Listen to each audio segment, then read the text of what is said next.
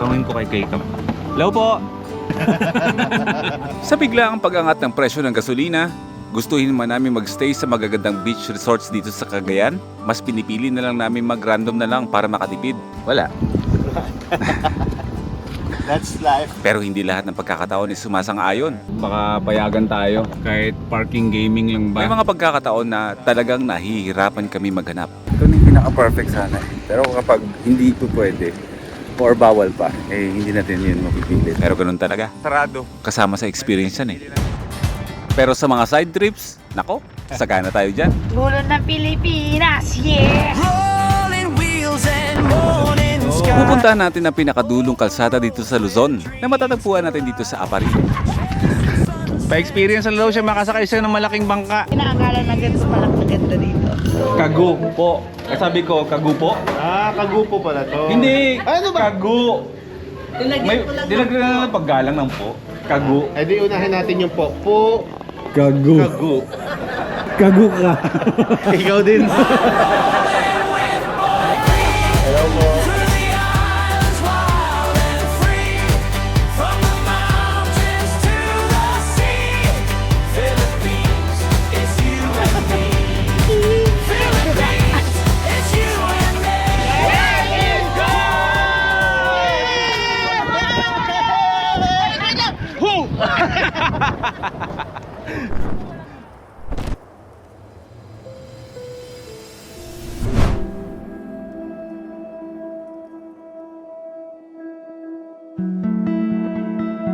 At sa pagpapatuloy ng kwento ng pag-iikot natin ng Pilipinas. Alright, paalam na muna. Gonzaga, Cagayan. Karagatan ng Gonzaga.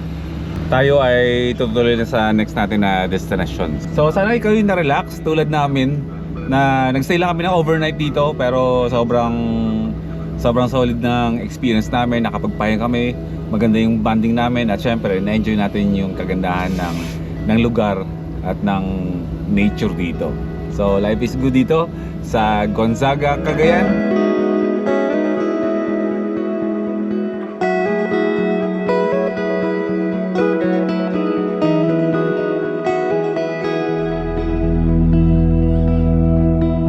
Yan!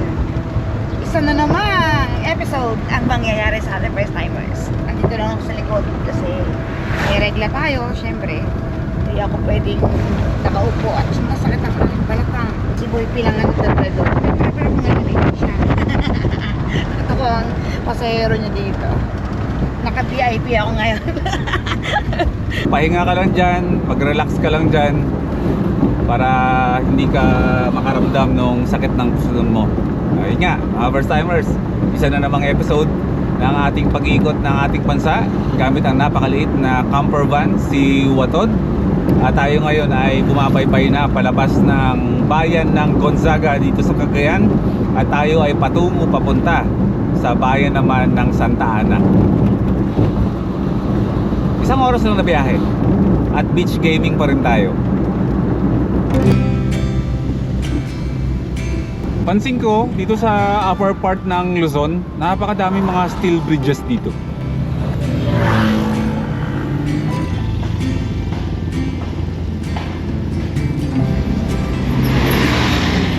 Mahigit isang oras lang at papasok na tayo sa bayan ng Santa Ana. Okay, nasa boundary na tayo ngayon ng to Santa Ana. Hinto lang daw tayo dito para magpa-picture. Ito first time nating makakapunta ng Santa Ana. O nga pala, yung mga ibang gamit natin para makahiga si Fresh dun sa loob, tinali ko na dito sa taas. O gusto naman, matibay naman yan. Okay, let's go.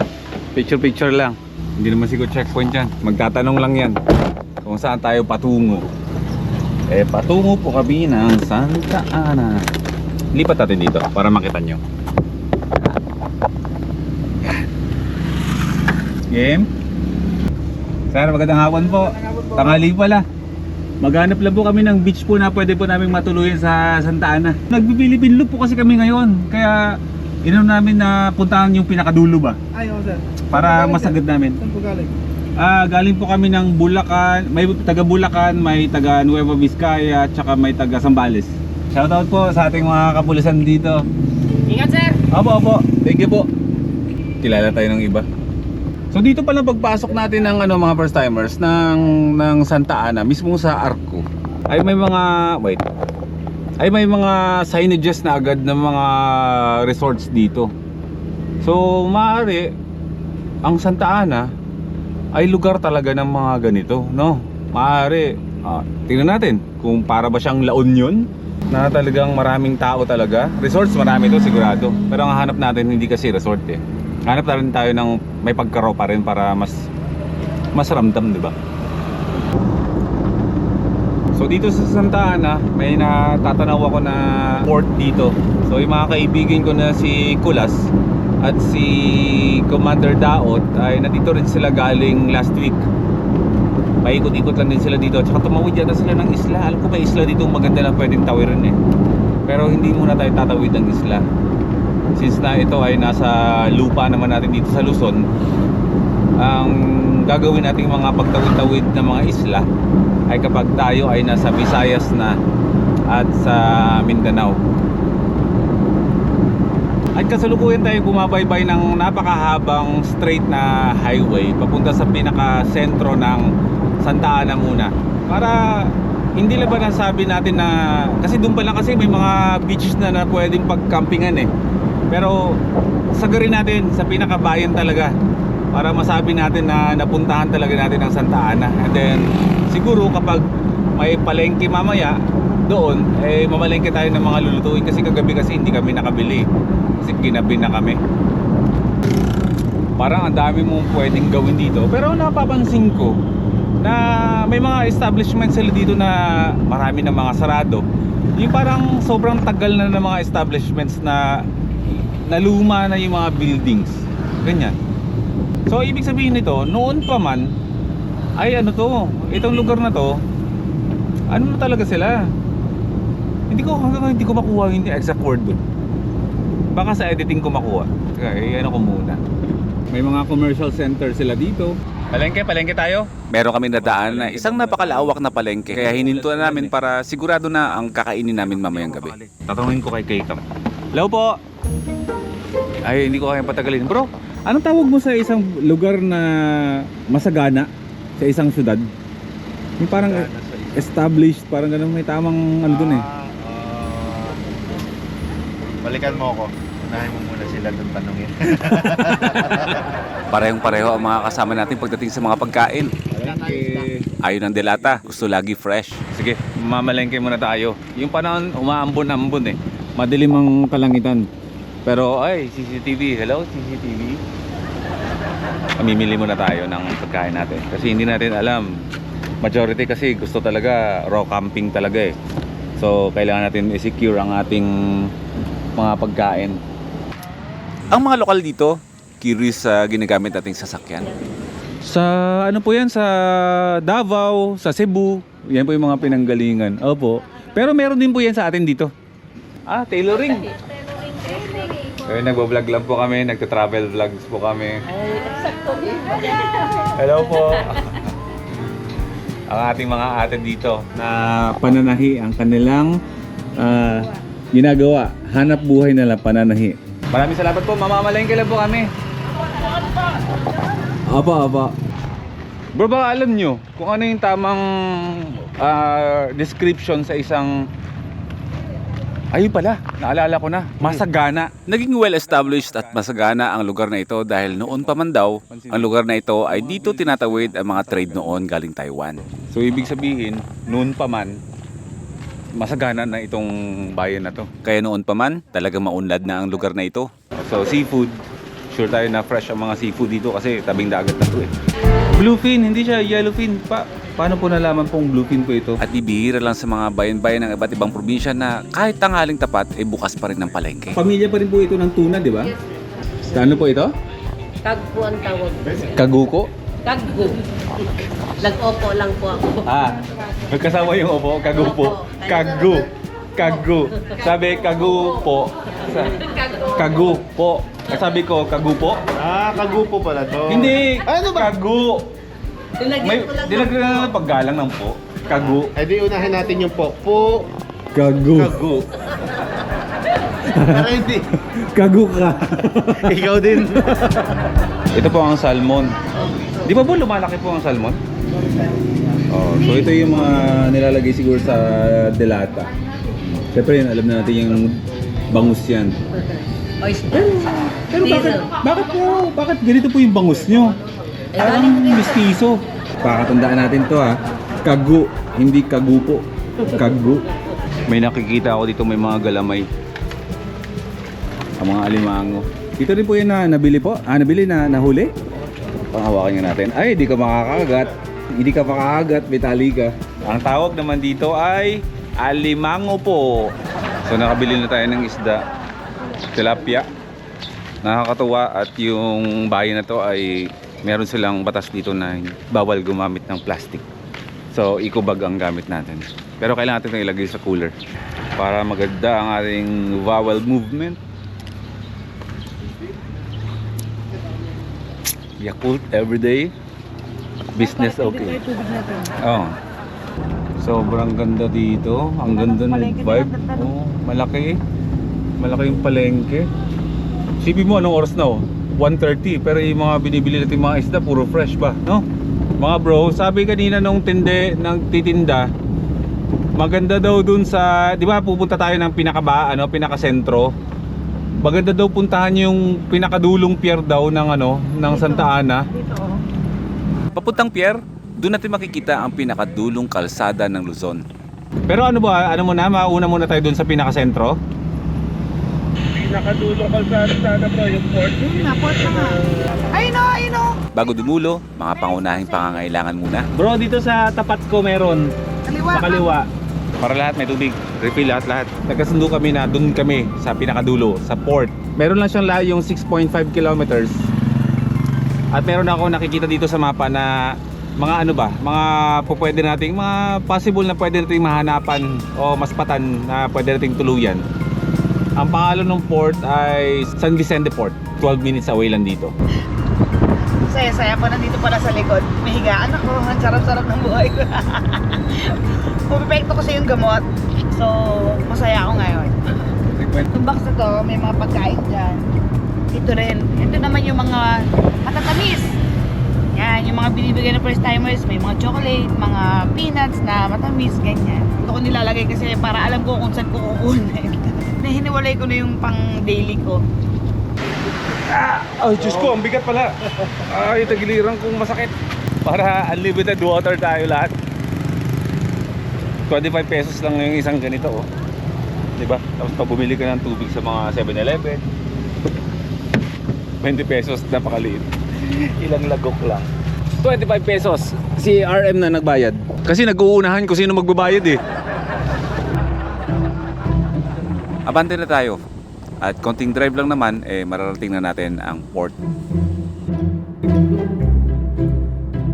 Okay, nasa Barangay San Vicente na tayo. Natatanaw ko na dito sa mapa yung port. Diyan muna tayo tatambay, mag-relax at namnamin ang lugar para mas ma-appreciate natin ang gusto. Hindi ko ma-imagine na yung kaibigan natin si Kulas si Commander nandito lang last week. Nagko-cross-cross lang yung mga landas namin no? Nagsusunurin lang no?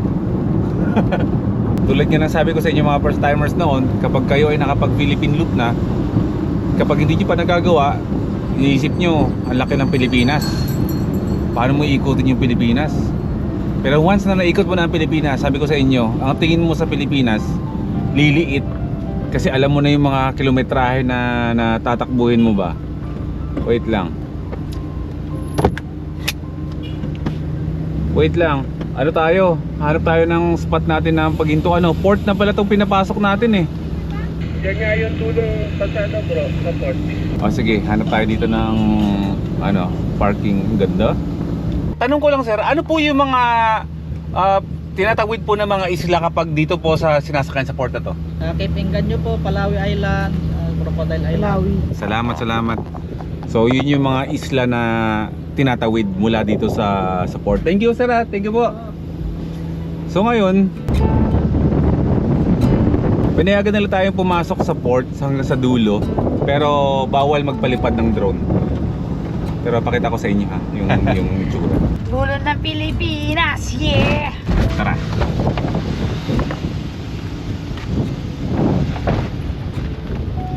Lalaki ng mga bangka dito. Ha? Magpaalam ka ah. Anong kay kuya? Ito yung mga sinakyan nila Commander D, mahal. Itong bangka yun. Oo, ang lalaki ng mga bangka. Bro, lahat ng mga bangka na to, pang pasada to? Or may pangingisda dito? Ito, to. Kunwari itong bangka na to, pangingisda ang gamit dyan? Ah, okay. For the experience lang ba na makasakay ka ng klaseng ganyang bangka? Ang paglulupa ay hindi lang tungkol sa mga destinasyon, kundi tungkol din sa mga bagay na hindi mo pa nararanasan. Kuya, baka pwede ako dito lang, kapapicture lang ako. Ay,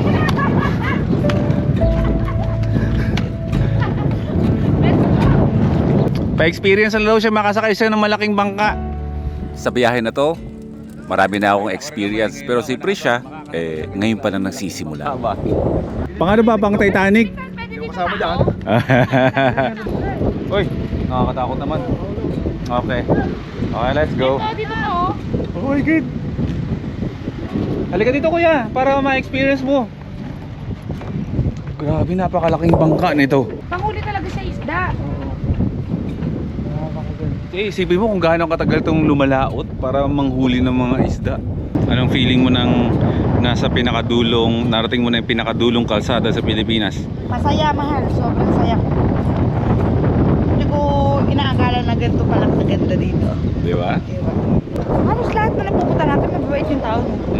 Ganun lang naman kasimple yun. Kapag pinakitaan mo ng kabaitan, syempre kabaitan ang ibabalik sa'yo. Kung magiging masama ka, di magiging masama din sila sa'yo kahit sa sulok ka ng Pilipinas pumunta. Diba? Ay, may mga lahi to. Anong lahi nga to? Ganyan pa nyo! Uy! Ganyan pa nyo!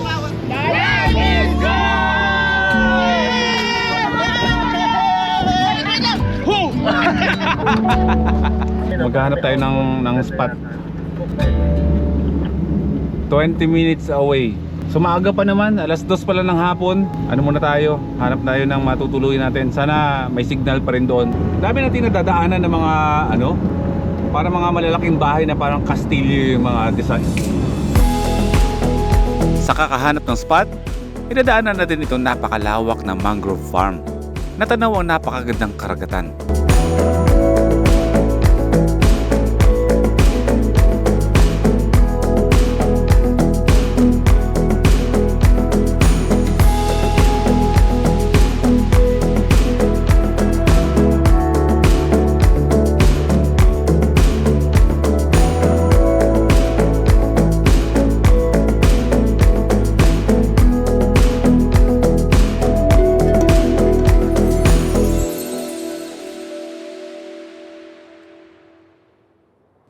Decided na sana kami nandito kami mag-overnight sa spot na to. Pero hindi nagtagal, kinakagat na kami ng mga niknik kaya maghanap tayo ng iba. Okay, medyo nahihirapan kami maghanap ng spot pero ito may nakita na kami dito na white sand. Kakahanap natin, naka-spot din dito. Baka payagan tayo. Kahit parking gaming lang ba? Uy, grabe, napakaganda. Sana payagan tayo. Baka bakanting lote lang, palag-palag na. Napasok namin ng isang komunidad na merong magandang beachfront pero hindi namin alam kung anong pangalan nito. Oh, mga lokal muna. Amoy dagat. Uy, white siya, mahal, pero bumaba dun, Okay, usap tayo sa lokal, Ayan, mga puno na yun, No? Ayan, dun, mahal, Doon sa bakanting doon. Anong natin? Ay, pwede bumaba. Dito, hello. So dito ay parang community ng mga Aitas. Ngayon makikiusap lang tayo, magpapaalam lang muna tayo kung... Hindi na natin kailangan ng mapuno, no? Hapon naman Oo. Oo, bro. Sige. Magtatanong-tanong muna tayo. Nag-aalala ako kay Watod, pumupugak-pugak pag sa sa akyatin. Bakit kaya? So hindi pa natin sure kung goods tayo dito, kung papayagan tayo. Magpapaalam tayo malamang sa barangay. Bro, anong tawag sa beach dito? Karamuan? Nangaramuan. Ayun. Maraming salamat po. Nangaramuan. Kaso ang tanong, kung saan tayo pwede pumark para mag-overnight. Nandun sila bro AJ tsaka si Kuya Vivo.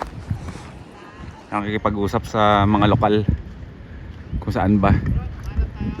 O sige bro, meron kaming nakikita dito na mas mas okay baka pa pwedeng kahit parking lang ba,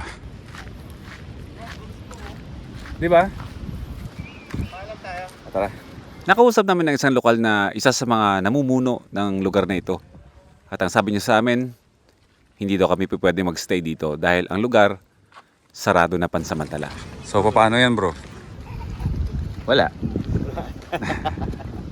That's life. Nakiusap kami na kahit sa parking lang o magpalipas lang ng gabi, kaso bawal eh. Ang bawal, bawal talaga. Kailangan natin sumunod. Hindi natin yun mapipilit. Kasi nga, yung mga, syempre mga lokal dito, may utos siya ng government or LG, kailangan nilang sundin yan. So, no choice. Ano tayo pa? Pero at least nakapunta na tayo ng Canaramoan. Nangaramoan. Mahal! Hindi tayo makakapag-stay dito. Sarado. May pinagbibili ng LGU na hindi pa pwede mag-operate itong lugar. So, hanap tayo iba. No choice. Bro, Negats! Sarado pa ito. Hindi pa pinapa-accept ng LGU na magkaroon ng mga guest dito at kahit ano. Kumbaga, sarado talaga. Hanap tayo iba. Bawal nga. Bawal nga. Kaya wala tayong magagawa. Bawal nga. Bawal nga. Bawal nga. Bawal nga. Marami pa naman yan dito. Huwag tayong mawawala ng pag-asa sa buhay. At isa puntahan natin to. Ano? Canaramoan? Napakaganda. At pagkatapos na mahabang oras para maghanap ng matutuluyan natin ngayong gabi, sa wakas, meron na tayong nakita. Okay, update. Nandito na tayo ngayon sa ating fist bump. Sa spot natin na tutuluyan ngayong gabi. At ako ay kasalukuyang binamasahe ni tatay. Tatay, ano po pangalan nyo? Bogi po. Bogi Escobar. Ayan, si Tatay Bugi Escobar. Dito sa barangay nila, siya yung taga-hilot. Isa to sa iniinda ko mga first timers bago pa tayo nagsimula ng loop na dahil nga meron akong frozen shoulder. Kapag napapagod ako, mabilis mangalay yung mga braso ko, likod ko, hanggang sa leeg ko, umakit yan. Yan yung problema ko sa balikat ko. Nakuha ko to sa pagmumotor eh. So ito ay hindi nakukuha ng masamasahe sa yung mga typical na relaxation massage. Hindi siya nakakuha. Talagang mga lang, physical therapist at mga manghihilot ang nakakatanggal ng lamig. Nakapag-set up naman na tayo dito. Lahat kami nagbubukas ng awning. Pakaganda nung lugar na nahintuan natin kasi galing na tayo ng masarap na masakit. Opo. Galing na tayo ng dagat.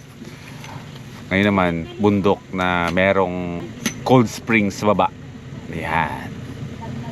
So, hindi pa ako pwede maligo kasi bagong masahe ako eh. Maaari, bukas pa pwede na yan. Di ba, tatay? No? Ayan. Pusin ko lang ito. Sakit. Pero iindahin ko yan. Diyan ako gagaling. Next episode, wala tayong ibang gagawin kundi enjoyin ang napakagandang lugar na to na natagpuan namin dito sa Santa Teresita, Cagayan. Super refreshing. Ay, lamig. Cold and fresh water from the bukals of Santa Teresita. At kasama na rin ang muling pagtulak ng ating mga camper van papunta naman ulit ng Apari. This time, yung pinakadulo.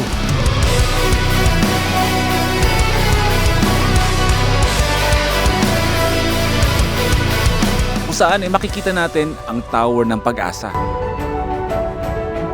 at ang dugtungan ng dagat at ilog kung saan nagsisimula ang pinakamahabang ilog sa Pilipinas, ang Cagayan River, kung saan nagsasalubong ang tubig alat at ang tubig tabang. Yan ang mga dapat yung abangan.